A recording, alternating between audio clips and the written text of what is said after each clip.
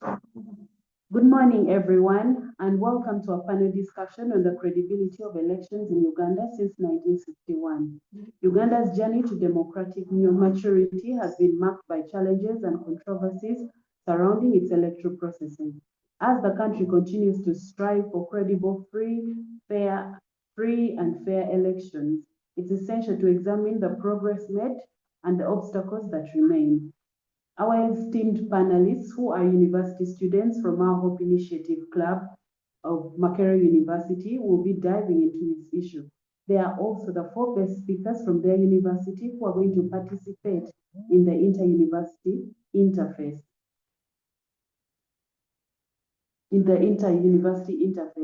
So I will introduce them, of course, and I would like the panelists to come in and say a word when I introduce them.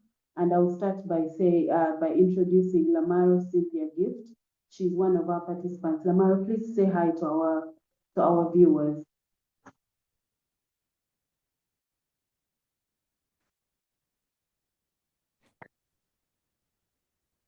Hello, everybody. My name is Cynthia Lamaro. I am a law school student in year 1 at Makerere University. Thank you so much for joining us on this discussion, Lamaro. And then we have Nuwagaba Wright as well. Nuwagaba, please say hello to our listeners and viewers.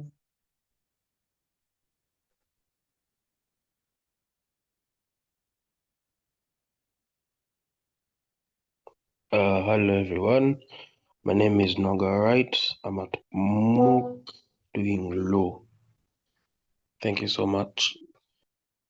Thank you for joining us, Nuwagaba. And we have Apili Cynthia. Cynthia, please say hi to our viewers as well.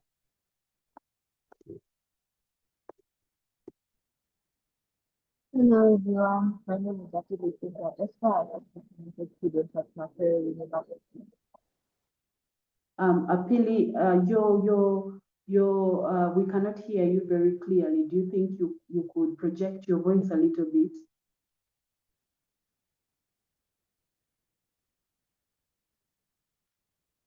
Apili, can you hear us?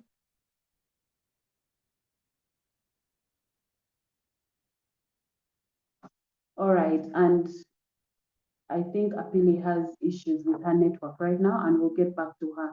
So I will start straight away with Lamaro. Lamaro, are you on? Because I'm starting with you, and I would like to ask you: do you think the Electoral Commission necessarily has?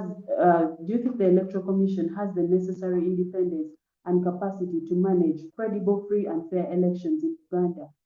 And how has electoral commissions over time since 1961 managed the elections in Uganda? Cynthia, Lamaro, Cynthia, if you can hear me, please, it's your platform now. Yes, please. I think that there's a certain extent of independence that exists within the Electoral Commission.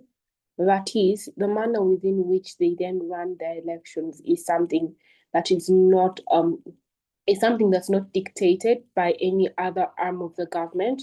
The fact that these particular individuals most likely carry out the things, they have their own act that governs the way within which they run their activities. However, there is a questionable historical prevalence on how most likely these things has happened, like from the 1961 elections. Anyways, where we had the first election within Uganda, that is to say, the election that saw Ben Kiwanuka actually becoming the prime minister. I think then there was a questionable independence of this said electoral commission because of the manner within which, one, it was still under British control, and two, just the idea of it being independent was something questionable. Secondly, I think also when we had Obote come into power, there was also some sort of like questionability of the EC, the extent to which there was a lot of questions around the rigging of elections and all these particular things. However, I think then with the establishment of or I think it was an amendment it was an establishment of a council that allowed for amendment of an independent body to amend a constitution and to have some sort of independence within the electoral commission. I think then it has been able to exercise its independence as to hold free and fair elections. Thank you very much. I would like to ask a follow-up question regarding that. When you say the Electoral Commission of Uganda today, it has also had several questions as to its credibility. For example, we know that every election under the 1995 Constitution, that is from 2001, 2005, in 2011, 2016, and even 2021 has been challenged in court, and many a time the court has acknowledged that there were some issues, especially regarding the credibility of elections, that they may have been some type of rigging. So would you still stand by your point that the Electoral Commission holds free and fair elections in Uganda? You see, there are always questions around elections. Like, I don't think it's something will ever go away, even for liberal democracies like the United States of America. I mean, we could look at contestants like Besigye that have been contesting their elections ever since they started standing or started contesting. I think, but for certain hiccups, there's always it's very hard for you to imagine a flawless election period. And I could just wait for anyone that could give me a country without one or two arguments surrounding the election period. But I think, except for the hiccups, it would be very disingenuous for us to fail to acknowledge the certain milestones that have been achieved by Electoral Commission, especially when you date back and see how elections were handled in Uganda. Oh, thank you very much, Lamaro. And now to bring Mr. Wright Nuwagaba into the conversation. Mr. Wright, I want to get your opinion on something. Mr. Wright, are you there? Yes, I'm there. Yes, I would like you to talk about the credibility of elections in Uganda, especially in terms of the participation of government. Do you believe that the Electoral Commission has had no interference, say, from other government institutions, especially the executive? Would you also say that political parties and other political players have not influenced the results of elections in this country since 1961? Okay, I think firstly I have to address elections or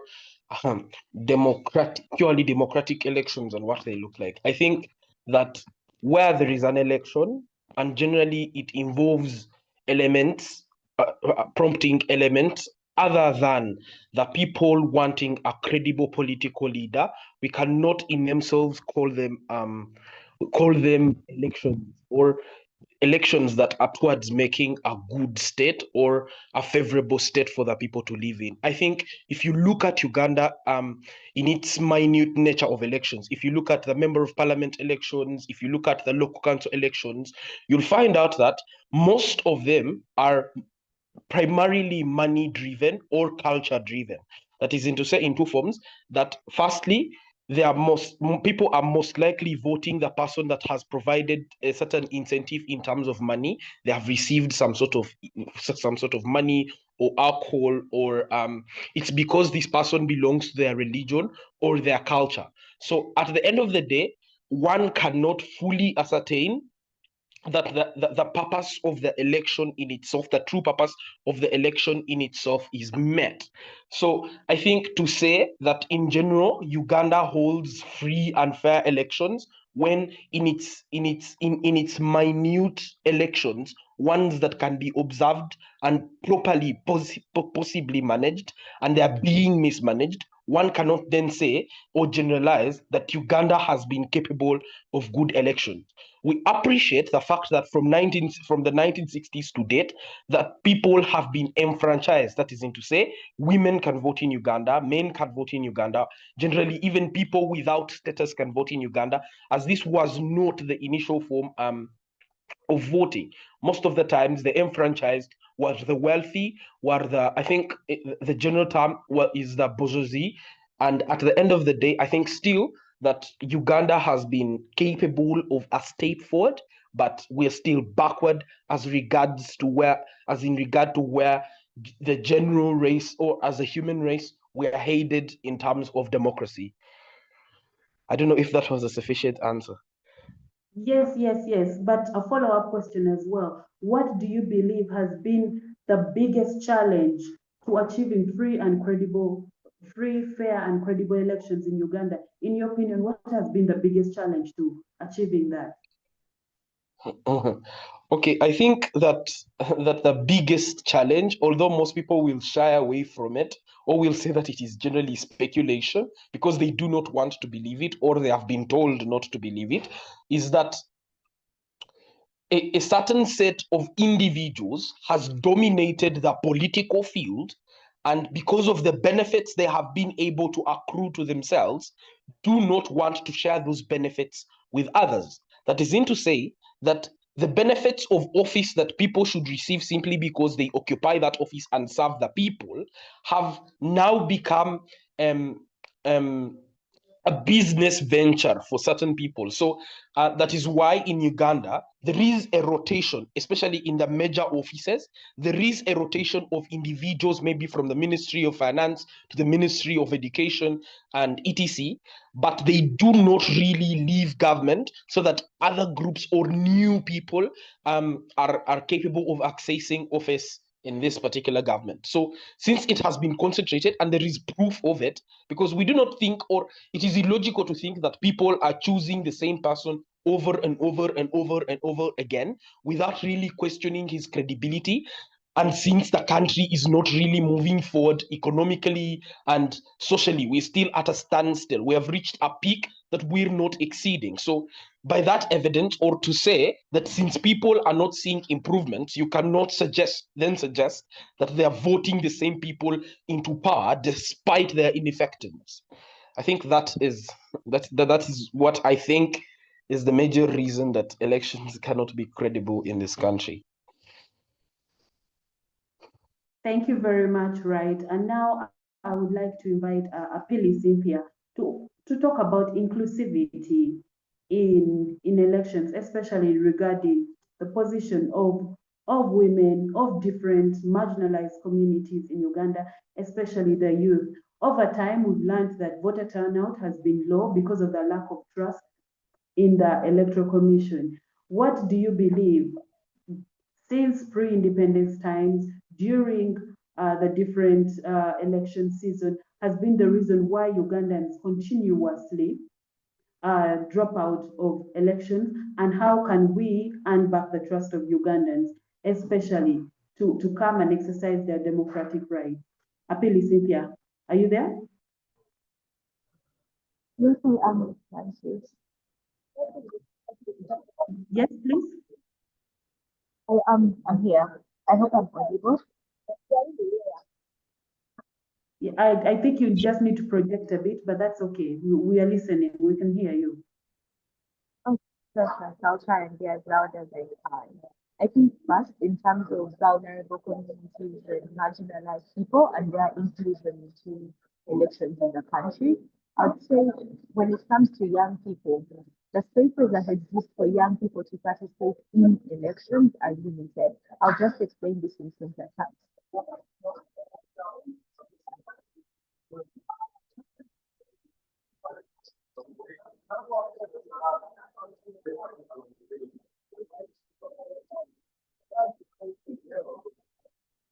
I just put a direct score. I just want to confirm if I'm audible now.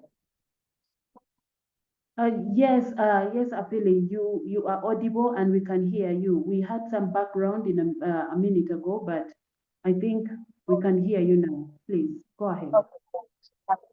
In terms of young people and their participation in the election, I think there is really limited space in terms of which young people can participate in elections. The quotas that have been provided, I give an example of like the National Youth Council. It is limited to particular people who can have the right to vote, for instance. So that's maybe Cynthia, allow me interrupt you a little bit. Yes. I think we can't really get you that well. So I don't know. Why don't you move a little bit more and then let us know if you're in a place that is much quieter, because we're getting a lot of echoes from you and we cannot clearly hear your words. Better? Yes, yes, yes. Say something again. Okay, sure. So is this better now? Much better.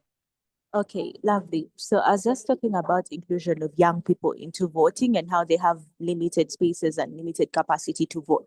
You'd have an example of like the National Youth Council, where you must have a certain position, for instance, at your village level, at your district level, in order to be a part of the National Youth Council to vote, meaning it becomes exclusionary in terms of representation, and it just increases the bureaucracies and limits how much young people can.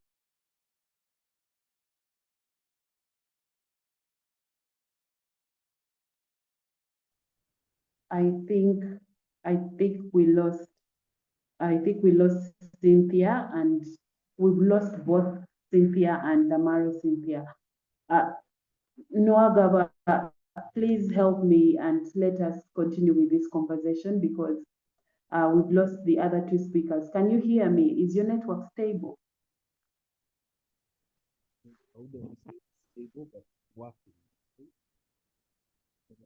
Yes, right? I think it's stable. All right. So I think we see Nelson Buyinza on the call. Nelson, are you able to hear us? Can you say hello to us? Hello, I can hear you. Yes. Are you able to answer questions where you are right now? I'm using the same device with Cynthia, Lamaro. Yes, I saw that. And I want, of course, we would like to hear from you, because your participation is very important. So Yes. if let me know if you're ready, so that can you answer questions right now? Are you stable? Are you in position to? Yes. Yes. So let us talk about Uganda's readiness for elections this 2026. The 2021 general elections were marked by controversy and violence, especially the involvement of the army, but also the most recent Kawempe North by-elections, so the biggest show of violence. I would like to know what mandate, in where the army gets its mandate to participate in elections, but also what oversights have not been addressed and in ensuring peaceful elections in the country. I would like you to repeat the last part of the question.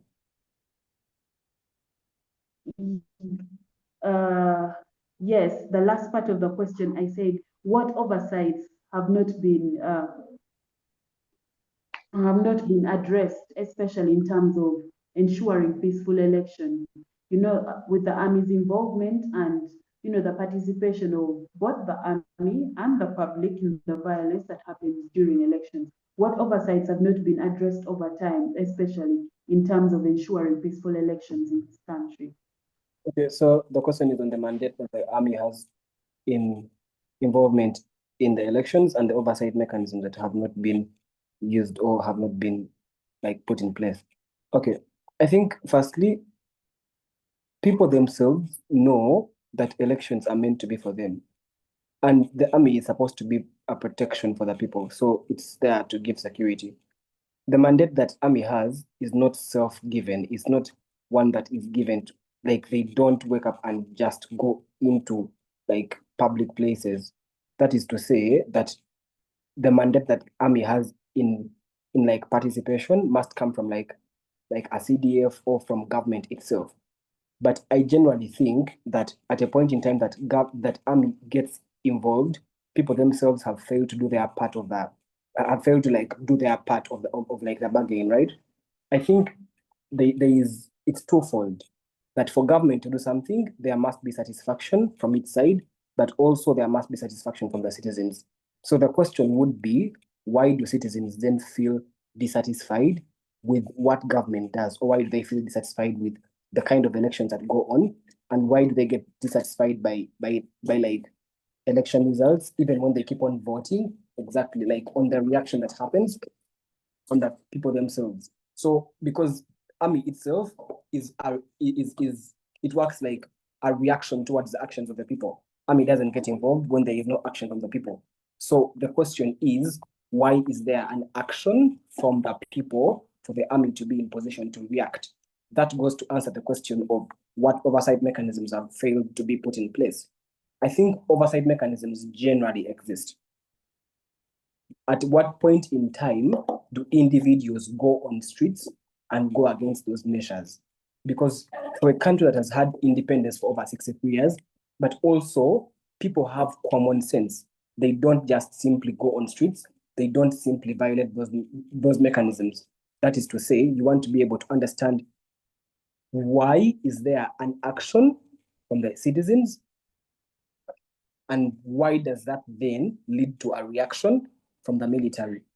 So if the government is able to strike that balance, you want to be able to understand that citizens stop reacting against those policies, because like I've said, policies go to a fold. There must be a general understanding between the government and the citizens. At a point in time that you have cohesion between the government and the citizens, you fail to have the reactions that exist currently. You fail to have that kind of military involvement in like citizen participation. So the problem is then on the cohesion that exists between government. If we can be able to restore that, then we can have peace and stability. Thank you, Nelson. I have a follow-up question, of course, because as far as I know, the army has no real constitutional mandate to participate in elections. The army is only invited into the public sphere in situations of emergencies. And the police is expected to provide the same protection that the army seems to be providing to citizens during election time. The mandate belongs to the police alone, unless they invite the army for excess support, especially when violence by the public or lawlessness escalates to a level that the police cannot handle. But we have seen the army preempt violence. They decide that violence may occur, and then they come into elections. How do you explain that? To me, it appears that you're implying that the violence begins and the army somehow comes to handle situations. Please correct me if I'm wrong.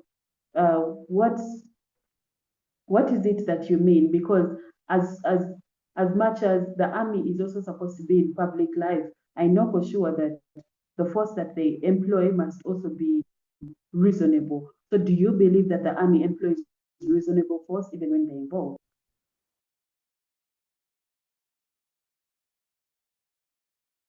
Nelson?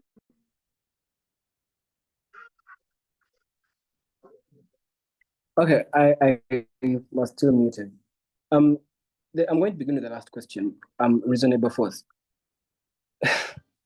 I don't think there is reasonable force when you look at status quo in the country, given the fact that you have injuries of people, given the fact that you have people getting into arms with people, having one-on-ones with army people, like you have soldiers versus citizens and citizens versus soldiers.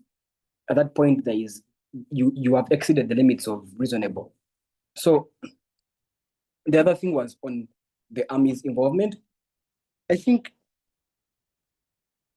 you see, for a country of citizens, when you live in a country of citizens that are tired of the government, but the same government keeps on being voted into power, there is a level to which people have a trend of like dissatisfaction, because people are dissatisfied with the current government, but you find that the same government comes back in power.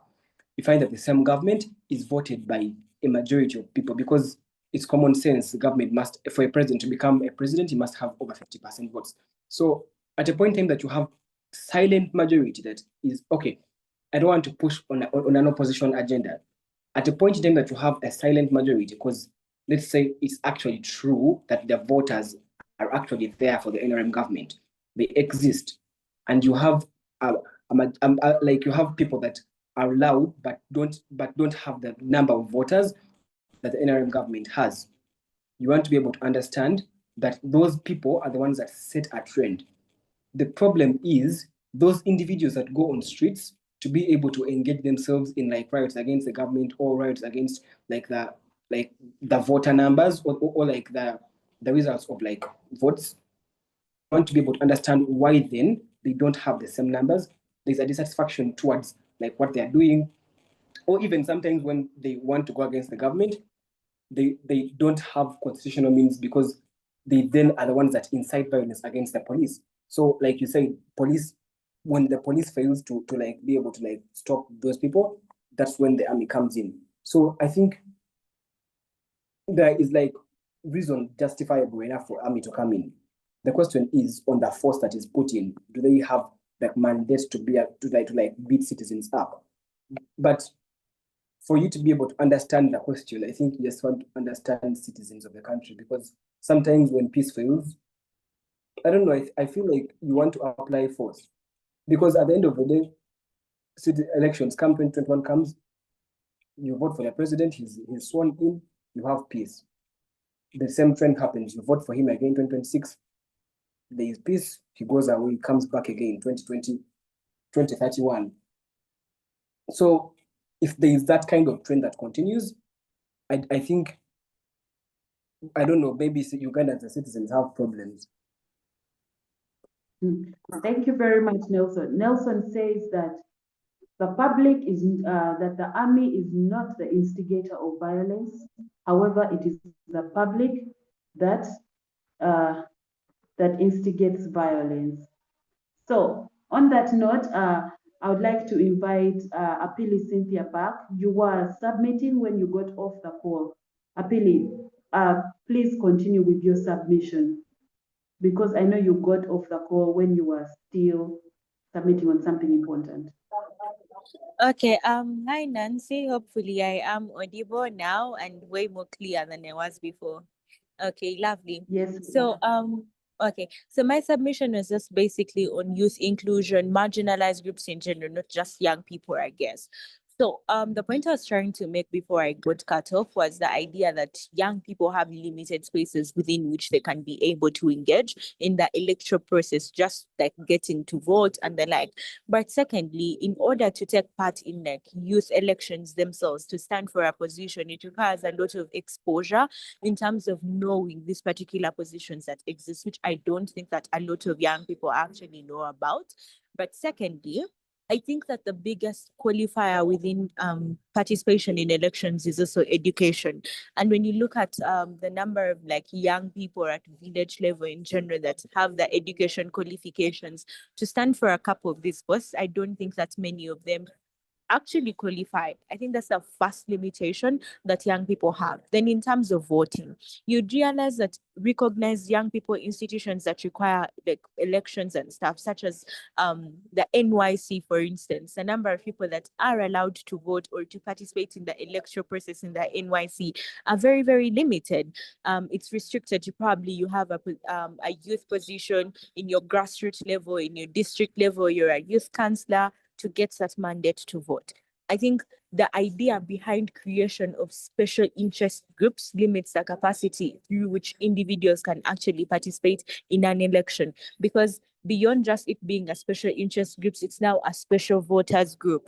And there is still also a lot of heavy circulation of like voter bribery that exists within these spaces. So you want people to vote you most likely now have to transport the delegates from Karamoja, transport the delegates from Bali, make them feel like you are giving to them in order for them to want to vote you. I think that in itself creates a very huge problem in terms of how young people now transition into national politics beyond just like a youth election into mainstream politics. And I think that general effect limits the capacity for us to have democratic processes or have free and fair elections just on a broader scale. That's the biggest challenge that really comes with voter inclusion, especially when it comes to young people. The position of women and when it comes to voting, I think it's pretty beautiful to say we have had feminism, we have had like tokenistic approaches as well to have women involved in politics, right? You have spaces such as female youth, you have like the female youth member of parliament, you have just even a female member of parliament within different constituencies around the country. In as much as this is like a beautiful take, the question then is, do women actually get to participate in elections to the fullest, or do they even get to be included? We cannot ignore the historical position that limits women's capacity and like women's push in terms of participating in elections, because most of the times you're questioning yourself what the necessity of participating in this particular election is and what it changes for you. You'd most likely realize that special interest voting groups also have special voters that are supposed to be there. So maybe not all the women are going to get to participate in voting who becomes the woman member of parliament within particular constituencies and the like. I think voter education needs to go beyond just the generalized spectrum of TV, going to schools to educate people about these things, but actually reaching the grassroots in terms of telling people and educating them about not just the advantages of voting, but the positions that exist that they can influence policy in. Because I think they are a significant sector when it comes to influencing different policy, considering a lot of different sectors around the country now require you to involve gender quotas, to consider gender quotas as you participate. I don't think, for instance, what happened in Somalia, where you have a policy protecting young girls from child marriages, would have like been overturned if you had people like significant women within positions of power being able to influence such policies within themselves. I think we've seen the majority of the late Cecilia girls in parliament heavily speaking against female genital mutilation in the Sabine areas. I think those key sectors are important for us to have women in. It's about teaching people what the value of women in these spaces is, not just to exist as a quota system, but also to exist for them to influence key policies. That just addresses why women need to be involved, but secondly, how women can be involved to play a significant role in terms of defining national policy and just politics in general, and why they don't get to participate within like elections. The last thing I would say in terms of inclusion is understanding the voter turn up, but also who gets to vote in the country. If you actually pay attention, you have few young people that turn up for voting, aside the whole idea behind like intimidation that comes from the police and the army in general, or like election violence in general. You'd realize that a lot of the people that are much more interested in voting are the older generation of people, your grandfather, your grandmother, your auntie that is over 40, 50 years old, because they see the essence of voting as something they vote for to exist. They see themselves as participants in building the nation, and they must see the continuity of the nation. To us as young people, there is less attachment to the nation in itself. You've probably benefited less, or it's oppressing you more than you are benefiting from it, and you now have a lesser incentive to actually participate in elections in general. Question is, ask yourself as a young person, minus the election violence that exists, would you actually say, I'm going to register? Do we even know where our polling stations are? And can we get up and say, I'm going to vote in my polling station? Most likely less of us would be interested in participating in that, because we don't just see the value in like democracy as a whole. And I think we've had the common conversation around how probably African countries don't deserve democracies. And there's a direct comparison of countries that have chosen to be autocratic in nature, one-party systems that have been able to thrive. And the question young people have as they are evolving and shifting the paradigm and the space of politics, the biggest question they have is, could that be what we need, aside from the fact that we are living in an oppressive system and we have had one consistent leader from your time of birth up until now and probably till your time of marriage? But the question is, do we actually deserve a democracy, and do we know how to operate in a democracy? I think those are key elements that we as a generation now get to ask ourselves in order to define whether we want to participate in politics or not. Thank you, Nancy. Thank you very much, Cynthia, for that very elaborate discussion. And you've highlighted a lot of things, for example, tokenism, monetization of politics, but also the need for voter education. And now to expand, of course, on voter education, because we know that electoral process is one vital is one vital part of the entire democracy. So I would like to invite Lamaro to talk about voter education, of course. And here we're talking about what can be done. Lamaro, can you hear me? Loud and clear. Yes, Thank you very thank you. Yes, thank you. I want to ask about voter education. What can we do to help to bring civic education and voter education closer to people? Because right now it seems like an unachievable goal, because with the influx of 5 million new young voters, many of them are not educated or do not have basic civic education or do not even know the importance of an electoral process.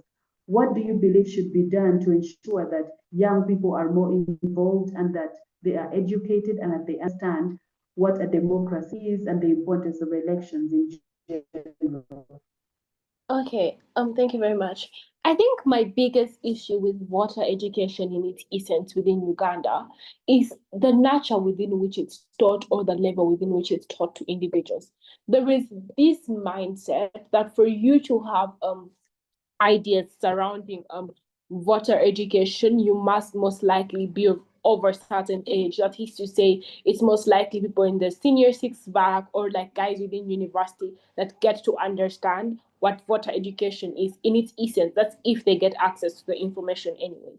And yet, things like bad electoral what do they say, bad electoral vices start from a very young age. When you go to nursery schools and you see kids who are contesting for, let's say, post within head monitor or like post within the prefectship or like class monitors within the schools anyways, they most likely have this notion that they have to give out sweets to people, they have to give out biscuits for people. You see, these are cultures that are tied within people from a very young age. It's then very counterproductive the extent to which you then want to beat up these practices or preach against bribing or preach against this sort of like electoral vices or preach towards civic engagement or the need for you to actively go and choose your leaders, you want to do this at a very later age. It's very bad. Secondly, I think voter education should be incorporated within the curriculum. There are a lot of things that we have had incorporated within the curriculum. Things like sensitivity, we have development studies within year one in almost all courses across Ugandan public universities anyways. The problem with not incorporating these things within the curriculum, and yet you actively have a lot of election light or semblances of things that most likely prepare you for election in the long run within a very young age, I think it then becomes essentially very bad for you or very bad for countries anyways. So I think on a solution level, I think firstly, you'd want to incorporate these things in a curriculum from a very young age. From primary school, let kids understand what elections are. Let kids understand that it's not good for you to or it's not a necessity for you to have some sort of like to give people sweets in and of itself. There is a need to understand election further than populism, because when you look at Uganda's elections, most likely there's a very big rise of populism. There's a very big rise of populism within the country. That is to say, you most likely want to vote for the person that rallies the most supporters. You must, like Cynthia mentioned earlier, and Nelson, you most likely want to vote for the person that makes the most noise, the person that has appeared most on social media. The problem with that then is that there's no idealistic focus on manifestos, on like goals, on like progress, on understanding the nature within the country and what the country strategically needs. My issue with that is that these things are most likely inbred. These things are indoctrinated from a very young age. The ideas of populism, the ideas of bribery, the ideas of these particular things are indoctrinated from a very young age. And yet, when it comes to beating out or gauging out this sort of like vices, there is no access to these particular things. Secondly, it's just that even if you should take the country at the best and assume that this information is provided, right? And when you're older, the problem with that is that you most likely want to seek out that particular sort of information.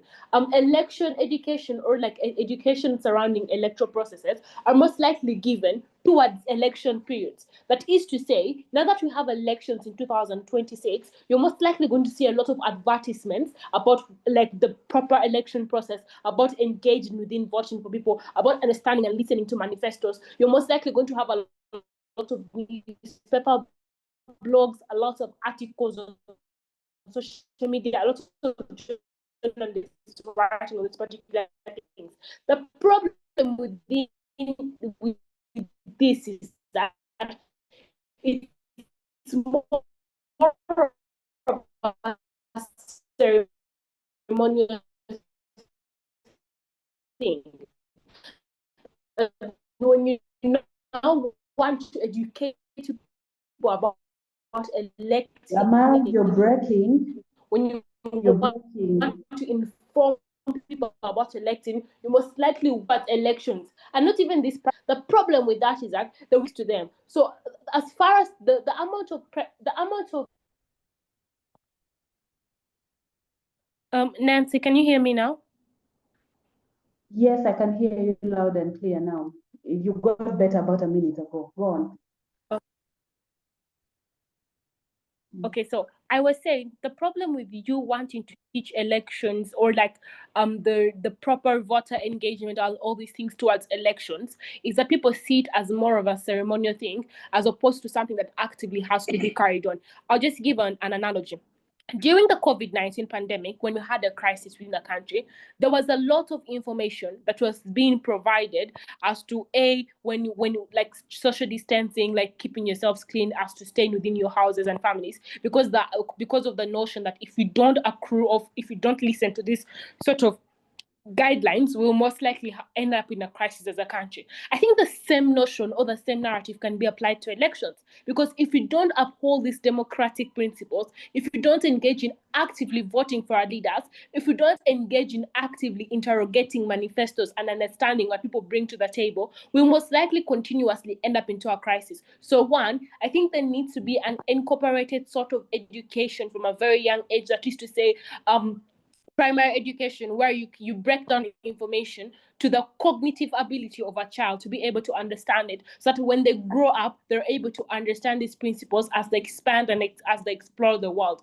Secondly, I think it doesn't need to be a ceremonial thing. I think it needs to be something that is actively talked about. There needs to be all these sorts of efforts that they put towards the presidential elections at the beginning. We don't need to wait for 2026, 2011, 2021 to be able to understand that certain things that exist in the country are bad. That's my submission. Thank you very much.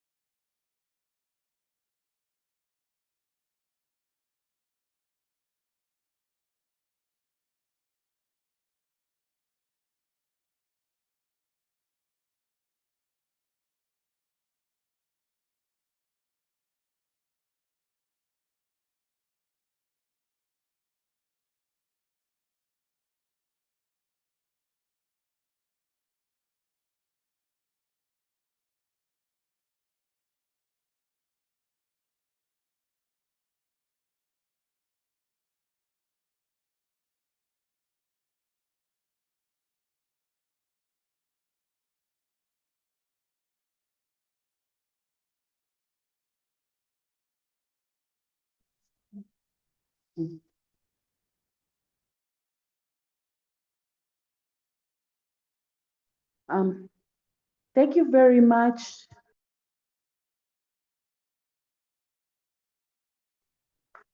Thank you very much, Lamaro. I dropped off the call a little bit, but since I am still here with the host as well, I managed to hear the rest of your submission as well. So, on that note, I would like to, of course, invite Nelson, mostly because you guys are sharing a device, so that we can just go on.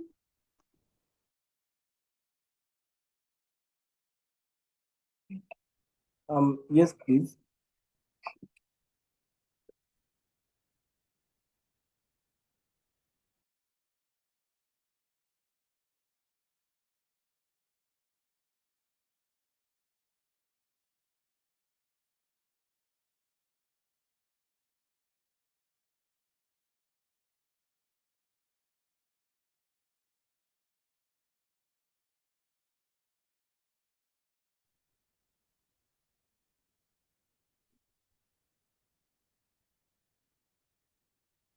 Um, Sorry, friends, my network is a bit shaky on the other device. So I would like to continue from here. And I was going to solicit Nelson to come and speak. And Nelson, I want us to talk about electoral reforms. We find that, Nelson, can you hear me? Yes, I can hear you. Yes, I want us to talk about electoral reforms.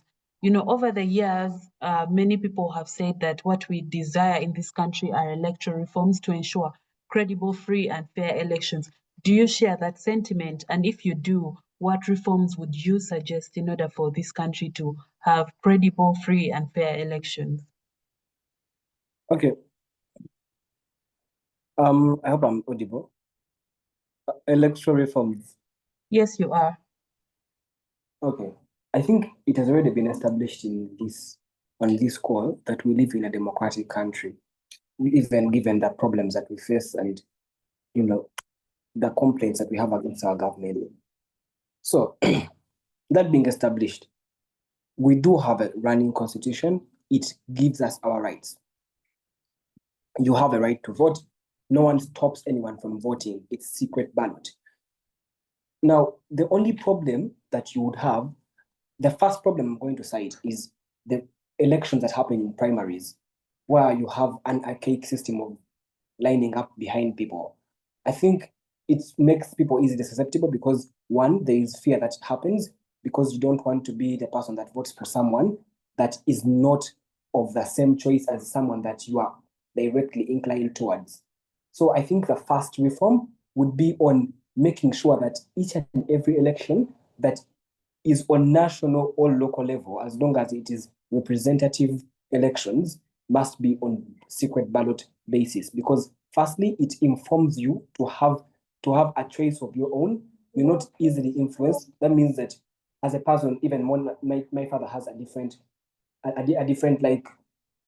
option than me, I have my own choice because it's secret ballot.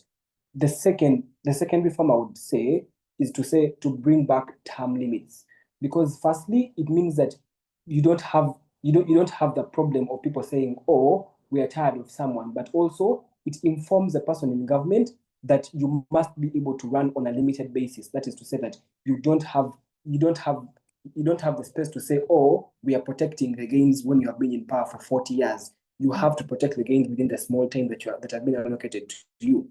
That is to say that you must be able to be effective to the maximum. Thirdly and lastly, I think the aspect of age limits. People misuse power when they know that it is limited to them. When they know that it's limited to them, look at Moses Ali, look at Museveni himself. They know that power is limitless to them. They don't have a limit towards how much power they can have or an age in and of itself. But also, I think age itself is like a saving factor, because you reach a time where people can easily become susceptible to dementia or even just being able to be effective on a personal basis. When you reach a point in time where you need support to be able to talk to people or to walk towards voters, you don't know how much effective you're going to be in being able to put policies in place. So the first thing that just in summary, firstly, make sure that it's secret ballot for all kinds of elections. Secondly, term limits. And thirdly, the age limits should be brought back. Just as simple as that. Thank you so much, Nelson. On a follow-up question, one of Cynthia's biggest concerns, Apili Cynthia's biggest concerns was on the monetization of politics. How much control do you think we need on political financing in this country, especially in terms of the type of reforms that we want? This is just a follow-up question. Okay. Yeah, okay. On the monetization of elections, I'm going to answer this in this way. Uganda as a country is a developing nation, right? That is to say that a majority of people are easily influenced by the amount of money that they are given in the campaign process. what happens is that people don't know whom they are voting on a personal level. People don't care what you are. Okay, there is a level to which people don't care what is being promised to them, because we have had a trend of people breaking promises that happen in campaigns. Oh, I'm going to give you this, I'm going to elevate poverty, and the best you can give them is a parish development model. So people simply learn to embrace what is given to them during the campaign season. That is why you see that. Just to be clear, is that not a problematic thing that needs some type of regulation? I'm getting there. Okay. People themselves become easily susceptible to the slightest kind of like material that can be given to them, because you are poor, you become very materialistic to the extent that your vote becomes as cheap as a bar of soap.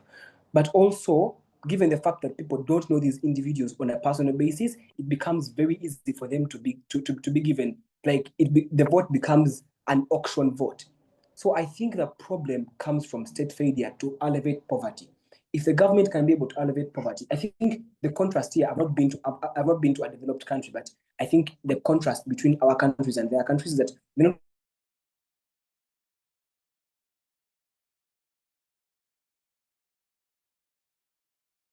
not. Nelson, we've lost you. I didn't get the last bit of your submission. You said the problem, and you were contrasting between developed countries and Uganda itself. Developed countries have generally reached a level where, as much as you can never argue that there is no poverty, but there is a level to which they have elevated poverty to a very satisfactory maximum, right? Or satisfactory minimum. I don't know which of the two it is. But when you contrast that with our countries, where they say the elevation measures for poverty are PDM or MYOGA, money that can be easily taken, money that doesn't have so much value, is going to easily go away. So poverty becomes a vicious cycle. So the only way that people begin to benefit from votes is they become anticipatory of the material that can be given to them during campaigns. The truth is, people actually wait for the campaign season because they're waiting to be given a bar of soap, like some kilograms of sugar, or some 2,000 Ugandan shillings, because it is their proximate need. The proximate need of people in the country is to be able to solve the problems that they have within themselves. But that happens, but at a point in that the government fails to do it on a state level. And I think that just goes to inform on what Cynthia Lamaro was saying of, this cannot be simply a mechanism of we are elevating poverty because we are approaching the voting. It should be a level to which state is much involved in making sure that they develop the country and elevate poverty, not because they want votes, but because they actually feel for the citizens. So I feel, in my perspective, at a point in time that you elevate poverty, the incentive of people to be motivated by materialism or by money in the becomes less. So the problem is generally just the people's status and how government fails to like elevate that and solve that. If the government does that, I don't think monetization can become a problem generally. Well, thank you so much for that incredible submission. And now I would like to invite Nuwagaba, Wright. Wright, can you hear me?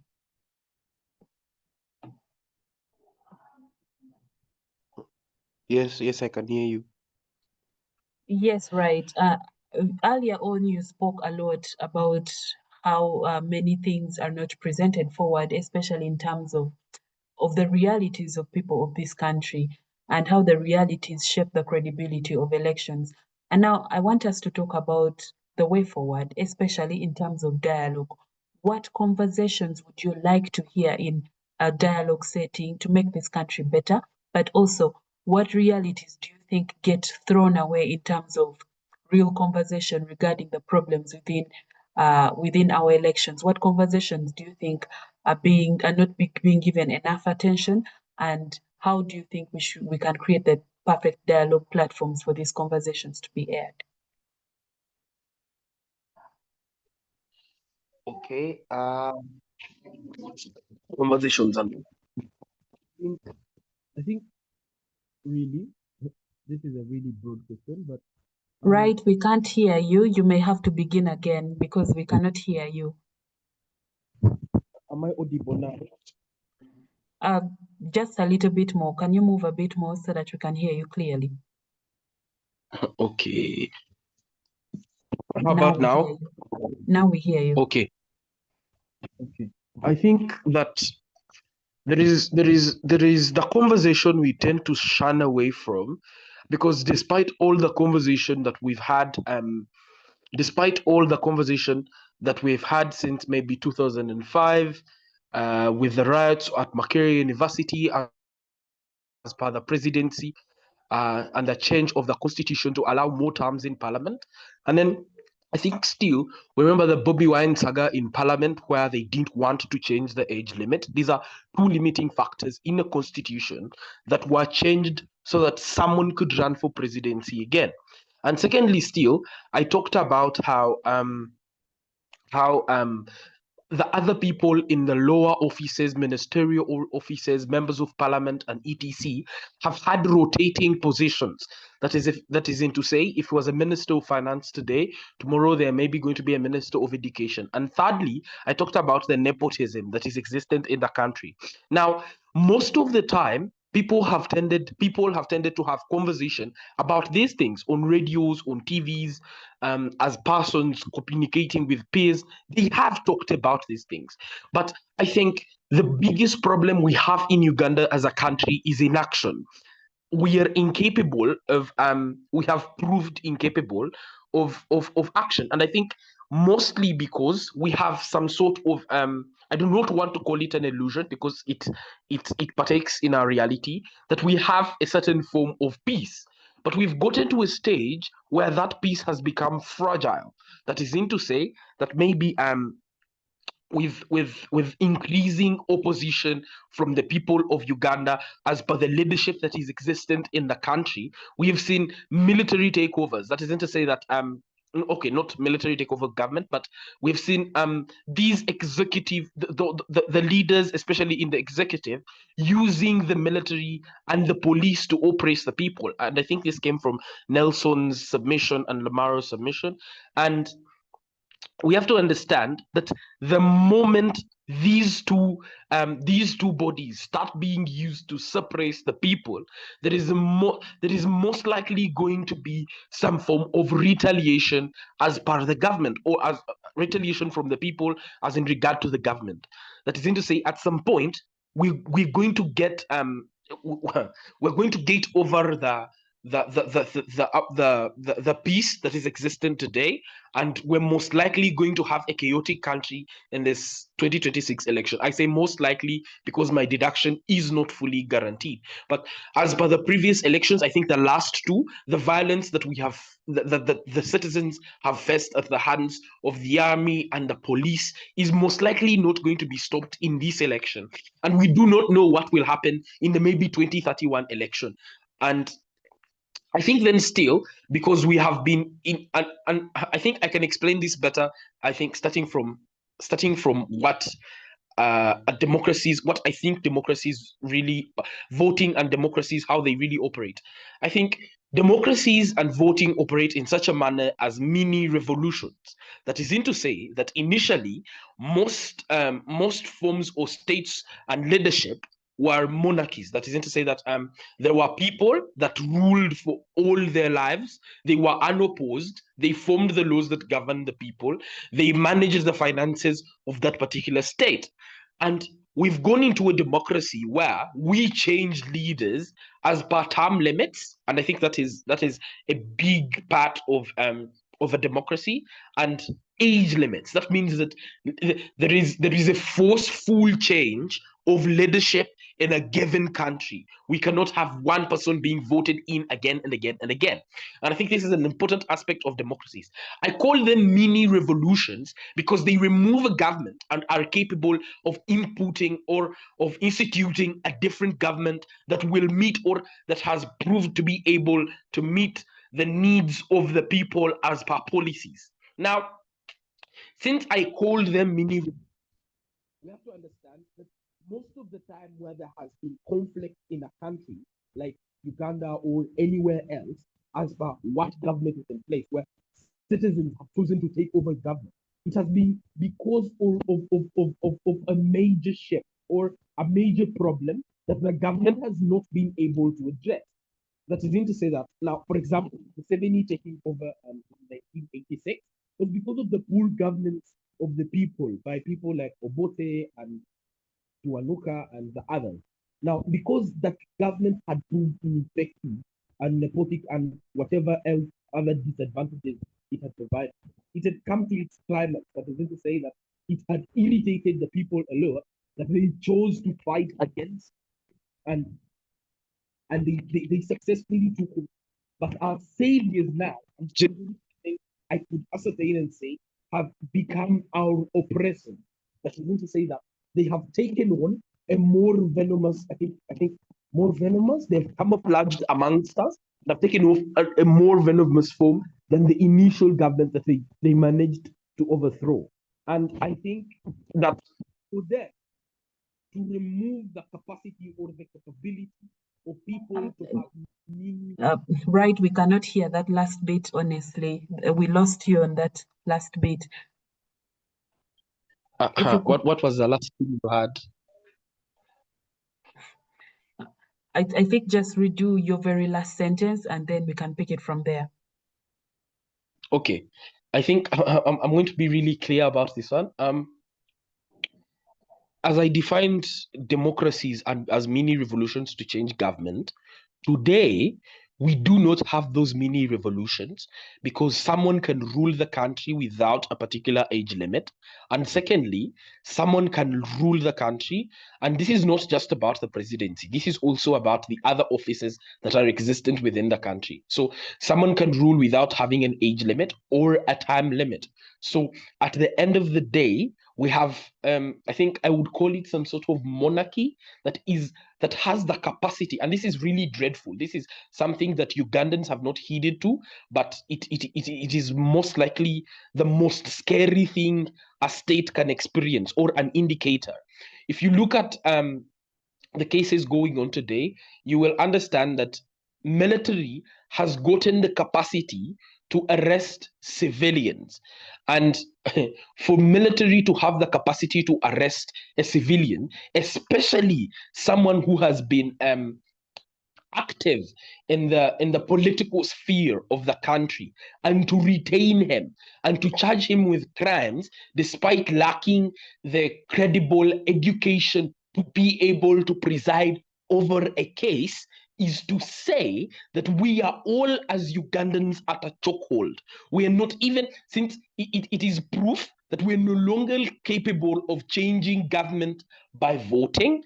And secondly, it is confession that even the little power we had in the democracy, okay, firstly, it is confession that the little power we had as a democracy or as people capable of voting others into power has been taken away. And second, it means that we are at chokehold or gunpoint, where we mess up even slightly, we could end up in a military prison, tried by people intending to serve their own interests and not the interests of the people. And I think that is a really dangerous thing that we have been unable to address. That is like a king having an army against a parliament. And I think still we have voted people into power to represent us in parliament, because the voice of the member of parliament is the voice of the people. But where the parliament is capable of changing an act because they have been directed by the president of the country, it is in to say that we have sent puppets to parliament to be controlled by the people that have proved to have the capacity to stay in power despite their continued inefficiency. So at the end of the day, I think still, if we could have conversation about this in its raw form, because I think we keep skipping around and saying the government is corrupt, these leaders still retain power, we have a democracy. But if we could address the dread in itself, because humans as people, we tend to avoid anything that could harm us. We have a survival instinct, so we do not want to talk about something that could possibly get us arrested, taken away from our families and etc. But I Right, think as you wind if we up, yeah, if we could as you break wind up. if we could break that wall and start talking about these things as they are and the dangers they actually portend, then most likely we could start to find solutions, or maybe we would be prompted into action. Thank you so much. Thank you very much. And now for Apili, Cynthia, you'll be our last speaker on the call right now. I would like to invite you also to bring us solutions, like we were talking about. How can marginalized communities, youth, women, and all the like leverage or negotiate from their disadvantaged position, especially during electoral season? What can we do to bring dialogue closer to us, but also to see the results in terms of policy and laws, but also in terms of representation that is meaningful? Okay, thank you very much, Nancy. I think just to also sum up the space in terms of a solution, the first thing is that we as young people, I want to categorize the different marginalized groups, if I must say. We as young people must be willing to understand that we don't have much to lose. On either side of the coin, you're going to lose something. I think there is a very famous line from the play Beecher in the City, where one of the characters mentions that the outside of this cell is as well another cell of its own. And that's what we need to teach ourselves at this point, because a lot of us seem to think that excluding ourselves from politics in general safeguards us from the harm that can come out of being involved in politics. What we do is to set ourselves up for the harm that exists outside of the political sphere. So the first thing is acknowledging the fact that we are going to lose if we do not do something about it. We need to stop thinking short term and begin to think long term. Equip ourselves with the necessary knowledge in terms of the political atmosphere of our country. A lot of us don't even know the history of governance and leadership within our countries, on how, for instance, what the NRA was all about. What are the founding principles of our state? What are the founding principles of the different political parties? Because we seem to tend towards joining political parties in order to have a point where we can influence policy or be included within governance systems. The core of that is understanding the ideologies within these political parties. But three, understanding the social problems and what solutions exist for these social problems through the education that we are having. For instance, I am a student of social sciences. Lamaro, Nelson, and Wright are probably students of of law, meaning how can we weaponize things like constitutionalism and understanding the constitution in order to shift the political atmosphere within our countries. Kenya has had the Gen Z movement. I think it's been similar with Bangladesh and the like, that has created a spiral of events within these particular countries to shape the nature of politics and policies. However, if you don't understand the core elements of governance that help you to sustain a state that you're trying to regain back, it becomes almost pointless, because you're going to have the very same alternatives. That means there is no actual change that really occurs within that atmosphere. So as young people, we need to acquire as much knowledge as possible, both historical, present, and what exists within the future from what we have been able to learn. Then we can now begin to use that to formulate an agenda and formulate an ideology for young people. What that does is to give us purpose and a sense of direction.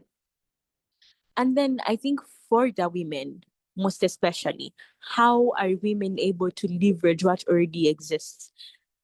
The biggest thing for us to do is fight tokenism. We seem to think it's okay for tokenism to happen because you benefit somehow. At least even in the in the suffering, there is a marginal benefit, which is a scam. Because tokenism is only successful because one person has much more bargaining power than the other. Meaning it's hard for you to claim that you have to exist in the system to change the system. If you can't reject tokenism, it's going to be the presidents you set in terms of how governance is going to look like around women groups. You're still going to have the same government coming to give you 100,000 in your circles for each person in the circle, and you move on. They're probably going to donate 60 million and you move on.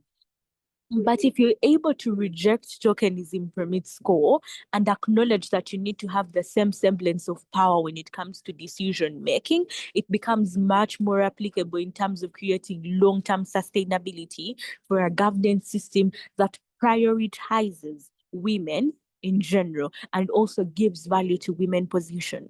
But I think also the biggest bullet that I have to bite, that a lot of women do not want to concede to, is that the creation of multiple systems through which women can exist works to our detriment. You have over 45 or something women members in parliament, some that don't even contribute anything. But even worse, they set the narrative of conversation around us. If you look at the time where the late Honorable Cecilia Ogal, because she's part of the women that have made a remarkable contribution to policy formulation. I think if you look at the conversations around NUSAF in northern Uganda, but also the retribution for government towards the people in northern Uganda and the women in northern Uganda in general, she contributed to that dialogue a lot. I think we should not be focusing on numbers, but focus a lot more on the quality that the numbers that already existed can bring for us. We are not in such a backward state where we now need to, push for a lot of women within certain spaces, because we cannot deny the fact that we've had an education, we've had remarkable, brilliant lawyers, female engineers, female doctors that have huge contributions, because we also mistake the idea on like contribution to the governance system in just being able to be in leadership systems. No, how are you influencing, for instance, the medical sector? What significant remark are you doing towards reproductive health of women, towards mental health of women? As a doctor that has had so much experience or has learned these things, how are you able to influence, probably get onto an advisory policy board? Yes, and probably get onto like an advisory policy board. I think those things are key in terms of women defining how they get to participate in dialogue and also contribute in general to the governance systems that largely exist. I think those are mostly the two sectors of marginalized people that largely need that level of inclusion. But I think that's what the nature of solutions can look like for us to have like better elections, better efficiency within our governance systems. Thank you very much, Nancy. Yes, thank you very much, Apili Cynthia, for that very elaborate contribution to this discussion. But also thank you to my other panelists, Cynthia, Lamaro, Nelson, Buyinza, Nuwagaba, Wright, for coming for joining the call and for giving your contributions.